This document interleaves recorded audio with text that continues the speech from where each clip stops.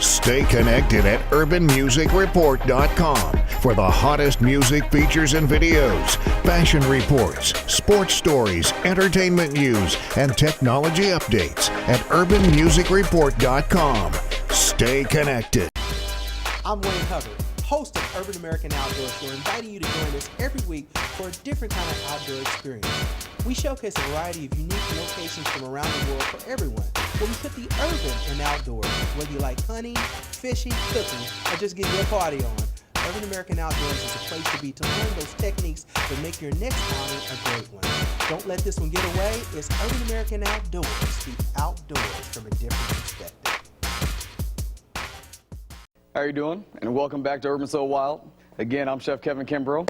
Really excited today because I get to work with one of my, favorite cuts, a nice flank steak. And today we get to do a nice elk that Wayne brought to us.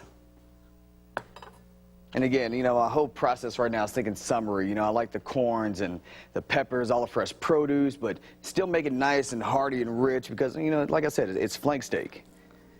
But again, I like to keep it simple when it comes to seasoning my meat. So I'll keep it with just a little kosher salt. A little fresh cracked pepper always. Salt and pepper are my best friends. So I got a pan to my right getting hot. We're gonna do a nice sear on this. We're gonna throw it in the oven, get a nice roast on it, and get all that flavor in there that we're looking for. So I already got my pan hot, so just take a little extra virgin olive oil.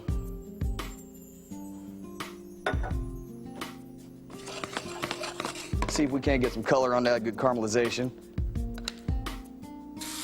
There we go. There we go. I live for that sizzle. I love it.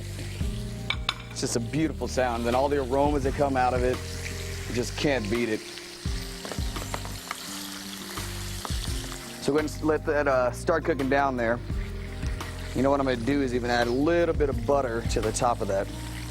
Once that butter mixes in there, it's going to give it a nice little caramelization too. It'll help out with browning the meat. So all the milk solids inside the butter there. Now something different that we haven't done before on the show. Very simple. Make a little crouton. I like doing croutons with the beef. Simple because it really helps soak up a lot of the excess moisture that's on the comes out of the meat. Adds a different texture, different flavor profiles. Exactly what we look for on the show. All we're gonna do is take that, get a little butter in the pan there. And you don't want your butter to brown. Just melt that a little bit. And coat both sides of the bread in there. Because obviously butter makes it better. At least that's me, I don't know. There we go, beautiful. And we also have something else we're gonna put in this dish. We're gonna do some crispy wild mushrooms. And beautiful thing about these mushrooms, they just add another, like I said, it's woody, aromatic, and all the flavors we're looking for. You can't beat mushrooms and beef. I mean, just mushrooms and red meat, I should say. I mean, it just goes together kind of hand in hand. So we have some creminis, we have some oyster, we have some hedgehog, some shiitakes in there. Different flavor profiles in mushrooms, but again, all beautiful. There we go. See how that butter's starting to melt around there? Just gonna coat that meat and keep it nice and juicy for us. At the same time, like I said, it's gonna help that brown, which is exactly what we're looking for. So I'm just gonna get a little bit of crust on top of that bread, and I'm gonna come over and I'm gonna take some gorgonzola. And while that bottom half is toasting up, we're gonna melt that gorgonzola over the top half. I don't know about you, but like I said, you got a red meat, you got blue cheese, you got mushrooms, and of course, lots and lots of butter. Exactly what we look for. You gotta love that. Get nice and toasty. Yeah, that's going great. Like I said, we're keeping that sizzle, but we want the butter on there. We want that flavor is exactly what we're looking for. And we're gonna do a roasted corn sauce with this, because like I said, summertime, you can't beat a nice corn. Now what we're gonna do, take that right off the ears there. You get all our prep together, take this to the side. You know, just because I like the flavor of it and it adds a really nice color, do some nice bell peppers. I want to do a nice thin cut on them though. So what I'm going to do, you see how the rib meat's all through there? I'm going to cut that down a little bit. And go straight to flesh. Now you want the sauce to be kind of rustic, so I wouldn't worry about trying to do a perfect chop on it, anything like that. Just want it nice and small. You're looking for the flavors, you're looking for the colors. But you want to keep it rustic. Don't stress about trying to make this perfect gourmet cut of peppers. You know, it's food. Keep it simple, keep it beautiful, and get your flavor in there. You know, have fun with it. Yeah, that's doing exactly what I want. Let that toast a little bit. I'm gonna do something a little bit different here. Before I turn that over, I'm actually gonna hit it with our wild mushrooms. I'm gonna let that roast all together. And what that's gonna do is that meat's gonna pick up all those natural flavors of the mushrooms. You're gonna get that woodiness that we were talking about. Those mushrooms are gonna crisp up. So what we're gonna do is take this, throw it right in our oven. We'll let that cook down for about 10 minutes. You know, on a flank, you're looking for a good mid-rare. All right, so I think we got everything set up like we want. We got the corn ready to go in a pan.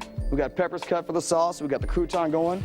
And obviously beef is cooking, so we got a nice roast on those mushrooms. And all I'm doing here is taking that butter and all the natural juices, and I've been basting the top of that flank steak with it. It's in your typical way to do flank steak, but you know, we like to change it up. I really like the flavor of the butter in there and cooking with the mushrooms, because like I said, it all fuses in there together.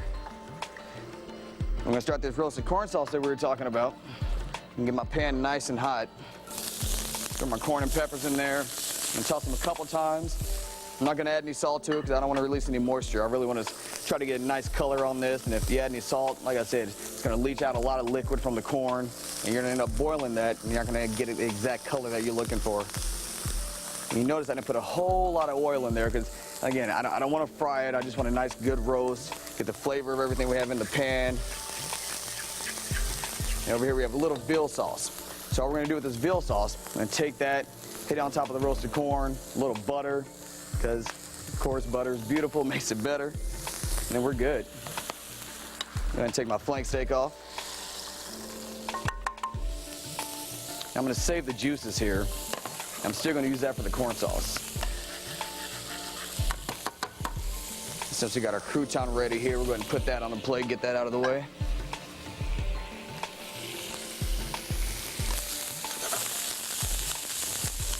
There we go. So we got a little bit of color on there. Exactly what we're looking for on that corn. That color is it's just good flavor, plain and simple. I'll take the juices from my flank, add that, build upon that flavor. Hit it with some nice veal sauce. Oh yeah. Oh yeah, you can't beat that. A little bit of butter. And it's that simple. Now, if you don't have, obviously you're not at home, you come home from work late, say, oh, you know what'd be great? Let's make a big batch of veal stock. That's it's not realistic. So don't be ashamed to go to your grocery store and get a nice sauce base, a good demi base. You can find those at a lot of places, your specialty food stores, and substitute that. But you're still getting the flavors that you're looking for from doing that. I'll come over here and start plating this flank steak up. I'll take the mushrooms. I'm going to add those to the plate. We got all the flavor that you wanted from those mushrooms, the roasted flavor, the nice flavor of that elk on there. Put that right in the center and just kind of build on top of that. Your flank, you want to make sure you should cut nice and thin. You cut too thick and the flank steak has a tendency to get chewy on you. There we go. Go ahead and take that flank and just fan that around our mushrooms there. Take a little bit of our corn sauce. And see, I got exactly like we were looking for. It's nice, it's thick, you got a good glaze on there. And just go right in front. All that nice corn there.